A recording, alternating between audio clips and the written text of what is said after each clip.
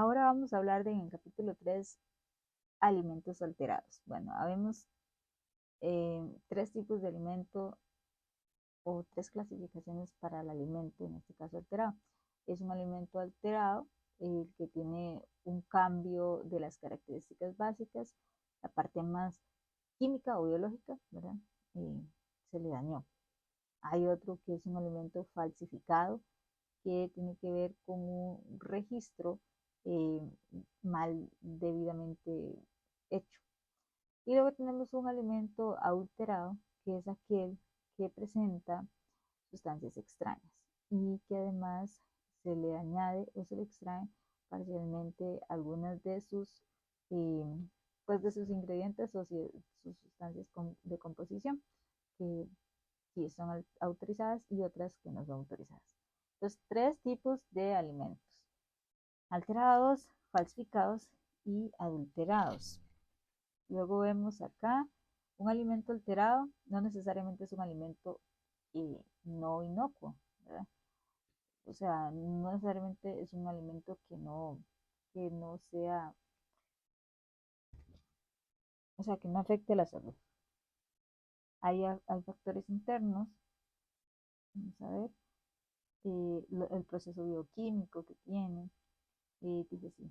En los alimentos hay procesos como de respiración, maduración y transpiración natural, pero pueden verse influenciados por factores como la actividad del agua, el pH, el tipo de nutrientes o enzimas presentes.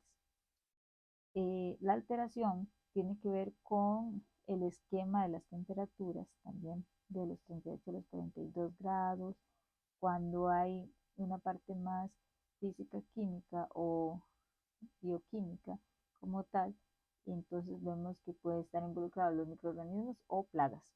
En el ejemplo más común de la alteración es la maduración de algunas frutas, porque una vez que la fruta ha sido cosechada, sigue viviendo, aunque esté desprendida de la planta o el árbol, sigue generando un proceso biológico que es pasar de la maduración a otro proceso, como lo vendría a ser ya la degradación. Entonces, se puede consumir en cierto momento, pero llega un punto en el que ya no se podrá consumir porque estaría podrida.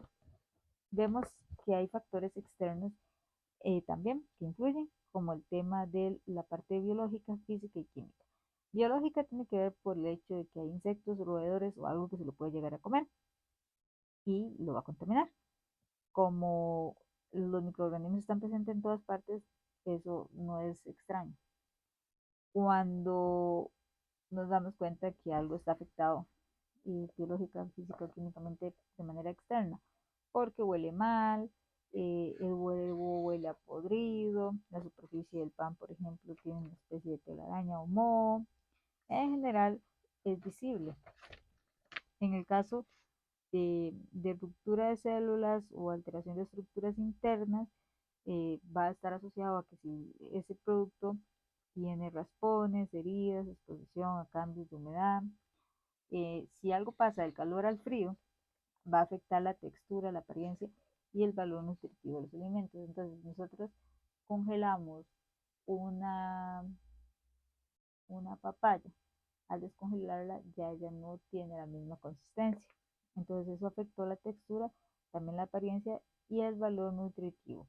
Las cáscaras que se agrietan, las hortalizas que se marchitan, en otras. La humedad o la sequedad, que ya no es solo el calor o el frío, sino pasar de húmedo a seco. Eso hace, bueno, ya sabemos que se provoca el crecimiento especialmente de las cuatro familias de microorganismos, pero principalmente la de bacterias. Entonces, eso forma costras, defectos y endurecimientos. Cuando vemos el paso de raspones a heridas también, cuando vemos el uso o el acercamiento de la luz, altera los alimentos eh, porque les quita vitaminas o le provoca que la mantequilla se rancie.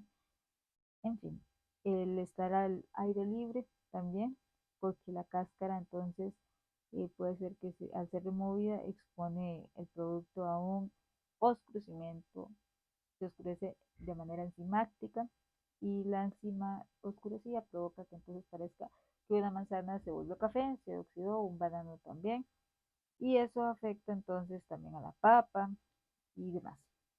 A nivel químico, puede ser accidental o intencional, como con el tema de plaguicidas, con perfumes, desinfectantes u otros aditivos. La prevención de formas de alterar los alimentos. Vamos a ver algunos de esos métodos.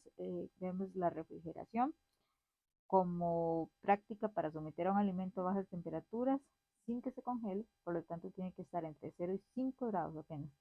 Entonces eso hace que el crecimiento de la parte bacteriana o los microorganismos en general pues esté como un poco regulada.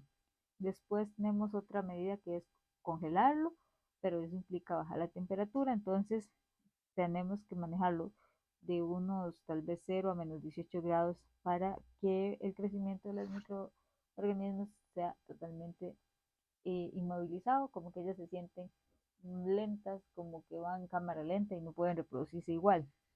También podemos esterilizar, para ello es servir, ¿verdad? Hacer una esterilización comercial implica que usted vaya a los 100 grados y en un tiempo determinado. Entonces usted somete a un producto, lo hierve a los 100 grados centígrados por 15 a 30 minutos, provoca un tipo de esterilización industrial. Esteriliza a los 100 grados más o menos, pero dejándolo entre 15 y 30 minutos. Si usted lo que quiere es hacer una pasteurización, entonces tiene que hacerlo a temperaturas más altas, por ejemplo, los 120 grados centígrados, pero un tiempo menor, por ejemplo, 5 segundos exactos, nada más. Y eso ya destruye algunos microorganismos que ya no son solamente que sean microorganismos, sino que también son patógenos. Entonces dijimos que habían 4 familias, están las bacterias, los virus, los hongos y los, dijimos que eran los parásitos. Okay, pero a lo interno de las bacterias y de los virus y de los hongos y de los parásitos encontramos algunos que en particular son los patógenos, que son los que provocan las enfermedades, ¿verdad? Entonces ahí es cuando hay que cuidar y por eso, por ejemplo, los pinos someten a las leches que están en caja, que duran un cierto tiempo al aire libre, sin refrigeración, a esto de la pasteurización. La pasteurización tiene que ver con lo que se hace para que tenga un producto una duración más alargada, de la redundancia, más ampliada, mientras que la esterilización comercial es solamente que se hierve para tratar de matar unos microorganismos y ya ese producto tiene su propia duración. Pero la pasteurización es para provocar que esa leche ahora dure más, porque ya no tiene ese microorganismo.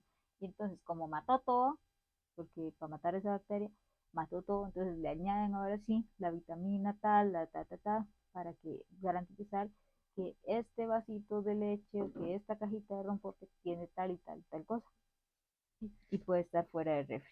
Eso es una de las medidas también. Luego vemos por concentración, como mencionaba antes, puede hacerse con ácidos, ¿verdad? El ejemplo son los encurtidos o conservas así con vinagres. Tenemos la irradiación, que se usa ionizantes, o el tema de concentraciones con azúcar o sal, como era el tema de los bacalaos, de las jaleas, siropes o frutas azucaradas con almíbar, etcétera,